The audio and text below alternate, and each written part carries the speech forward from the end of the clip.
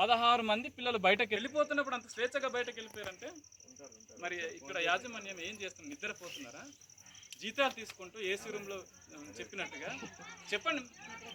చెప్తున్నాం, ఒక తల్లిదండ్రులు ఆవేదనతో చెప్తాను. మీ పిల్లడు ఒకవేళ బయటకు వెళ్ళిపోతే మీకు ఎంత బాధ ఉంటుంది? నాకు అదే బాధ అమ్మా. మేము పిల్లలు మరి దాని పట్ల మీరు అధికారులుగా మీరు ఎటువంటి ఇప్పుడు మీరు అన్నది యాజ్ ఇట్ ఈజ్ గా మేము ఎంక్వైరీ రిపోర్ట్ రాస్తామమ్మా. తల్లిదండ్రుల నుంచి మీరు చెప్పింది, పిల్లలు ఇచ్చింది, టీచర్స్ కూడా ఇప్పుడు ఎంక్వైరీ చేస్తాం. తర్వాత రీసెంట్ గా మొన్న పుట్టుపాయిజం అయిందన్న దసరాలో, అప్పుడు మీరు ఎంక్వైరీ చేశారా? చర్య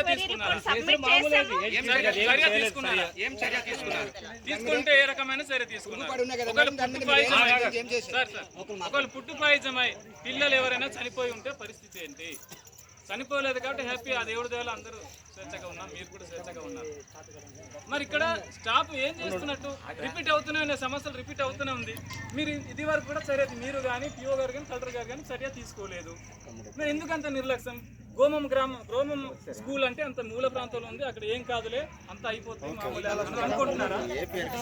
లేకపోతే ఇంకో విధంగా వర్తస్ పలుకుతున్నారా? పిల్లల వైపు ఆలోచించండి. మీరంతా కూడా ఒకవైపు కాకుండా వీళ్ళ భవిష్యత్తు కోసం ఆలోచించండి. నిన్న కొండకి వచ్చేసారండి 16 మంది కూడా.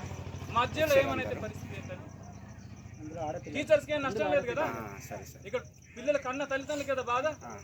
ఇలాంటి బాధ మీకు కూడా ఉండదా? చెప్పండి ఒకసారి, మీరే ఆలోచించండి. మీ వైపు, మీ పిల్లల వైపు, మీ పిల్లలే వాళ్ళు ఆలోచించారు.